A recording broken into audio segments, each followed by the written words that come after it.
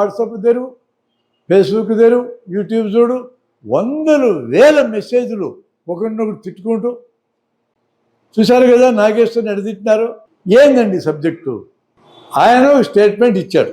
పవన్ కళ్యాణ్ గారు, మనోహర్ గారు అమిత్ షా దగ్గరికి వెళ్ళి జగన్ అరెస్ట్ చేయమని కోరినారని, అమిత్ షా గారు long term friend, short term friend అని పెద్ద ఫిలాసఫీ చెప్పి, జగన్ మాకు long term friend, Chandrababu short term friend, కాబట్టి లాంగ్ టర్మ్ ఫ్రెండ్ అని వదులుకుంటున్నా, అరెస్ట్ చేసే సమస్య లేదని చెప్పాడని ఇది కథ.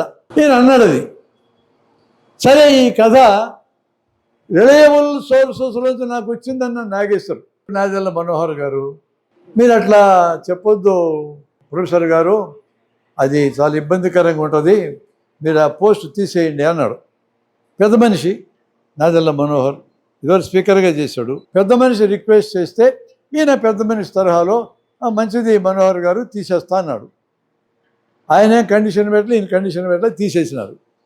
దానికి పవన్ కళ్యాణ్ గారు అద్భుతంగా స్పందించి చాలా మంచి పని చేశారు ప్రొఫెసర్ గారు, ఆయన చాలా మంచోడు, వాళ్ళ ఇంట్లో పెళ్ళికి కూడా వెళ్ళాను నేను, ఇదంతా నేను చదివినానండి, మీరు కూడా చదివి ఉంటారు.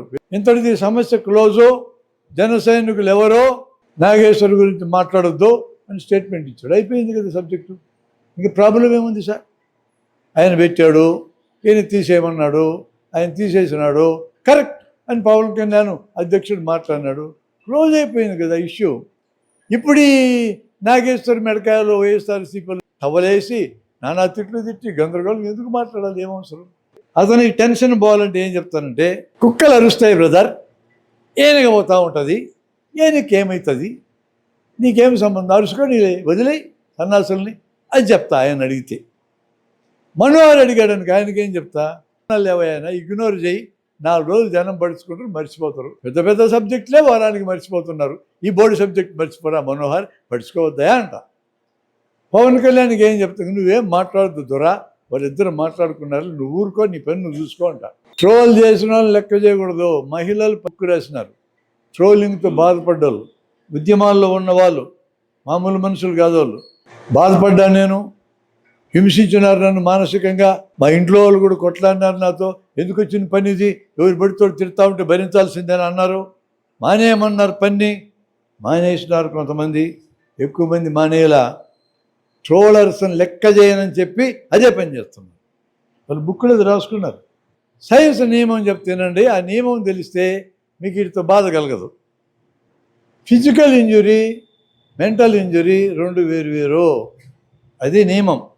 ఫిజికల్ ఇంజురీ అంటే కత్తితో పొడిస్తే ఇంజురీ అవుతుంది, నొప్పి ఉంటుంది, రక్తం వస్తుంది, కుట్లేయాలా, ఇంత పని తప్పదు. ఈ కత్తి నన్ను పొడుచుకోదు అని అనుకున్నా ఇవన్నీ జరుగుతాయి, పొడుచుకుంటుంది అనుకున్నా కూడా జరుగుతాయి. నీ ప్రమేయం లేకుండా జరుగుతుంది. నేను పట్టుకొని బంధించి పొడిచినారనుకో, నీకు పడుతుంది. నన్ను ఇది పొడుచుకోకూడదు, నాకు మెంటల్ స్టామినా ఉంది, కుదరదు బాబు, పొడుచుకుంటుంది. మెంటల్ ఇంజురీ అట్లా కాదు, నీవు అనుమతి ఇస్తే ఇంజురీ, లేకపోతే జరగదు. అది కూడా బాధ కలిగిస్తుంది. ఇఫ్ యూ అలౌ ఇట్ నీకు బాధ కలుగుతుంది, ఇగ్నోర్ చేస్తే నీకు బాధే లేదు. మానసికమైన ఇంజురీ అనుమతిస్తేనే జరుగుతుంది, ఫిజికల్ ఇంజరీ నువ్వు అనుమతించకపోయినా జరుగుతుంది. డిఫరెన్స్ ఉంది. ట్రోలర్స్ అందరూ మానసిక హింస చేసేటోళ్ళు, నువ్వు లెక్క చేయకపోతే వాళ్ళు నేను చేసేది ఏమీ లేదు. దీనికి జవాబు 2500 ఏళ్ళ నాడు గౌతమ్ బుద్ధుడే చెప్పినాడండి. ఇన్నేళ్ల తర్వాత కూడా మనకు తెలియకపోతే తప్పు గౌతమ్ బుద్ధుడిదే, మందే. బుద్ధుడి శిష్యులందరూ రోజు సాయంత్రం అడుక్కోవడానికి వెళ్తారు. ఒక్క ఇంట్లోనే అడుక్కోవాలా, ఆ ఇంట్లో వాళ్ళు పెడితే తినాలా, లేకపోతే ఫస్ట్ ఉండాలి, రూల్ అది. ఇక ఆ ఎనర్జీతో పగలంతా జనానికి భోజనాలు చేయాలా, సాయంత్రమే అడుక్కోవాలా, ఒక్క పూట తినాలా, ఇక మళ్ళీ పోయి వాళ్ళు ఆశ్రమంలో పడుకుంటూ తెల్లారినాక ఇదే కథ. ఈయన పోయినాడు, ఈయన కూడా ఈయన వంతు కూడా అడుక్కోవాలిగా. భిక్షాందేహి అనగానే ఒక మహాతల్లి చాట నిండా ధాన్యం గిన్నెం పోసుకొని వచ్చింది. బయటికి రాగానే స్వరద్రూపి గౌతమ్ బుద్ధుడు, 6 అడుగులు పొడుగు, ఆరోగ్యంగా ఉన్నాడు, బలంగా ఉన్నాడు, ముఖాన్ని చిరునవ్వు ఉంది. దున్నపోతులాగా ఉన్న పని చేసుకొని బతకొచ్చు కదా, అడక్కడానికి వచ్చిన సిగ్గు లేదని తిట్టింది. ఏం చెల్లించలేనా, అదే స్థితపరిణత అంటే. తిట్టినా చెల్లించకూడదు, మెచ్చుకున్నా చెల్లించకూడదు. అమ్మా తమరు తిట్టారు, మంచిదే. భిక్ష కూడా తెచ్చారు చేటలో పెట్టుకొని. నేను ఈ భిక్ష నాకు అక్కర్లేదంటే తమరు ఏం చేస్తారు తల్లి అన్నాడు. ఏం చేసేది ఏముంది, వెనక పట్టుకెళ్తానది. తమరి తిట్లు కూడా నాకు అక్కర్లేదు తల్లి అని వెళ్ళిపోయినాడు. ఎంత అద్భుతమైన ఆన్సర్ చెప్పినాడు ఆయన.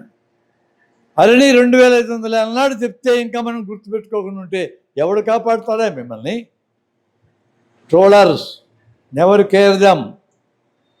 10 లక్షల మందిని పెట్టుకుందో పార్టీ ట్రోలర్స్ని. 10 లక్షల మంది ఉద్యోగాలు ఇచ్చి పెట్టుకుంది. తిట్టడమే వాళ్ళ పని.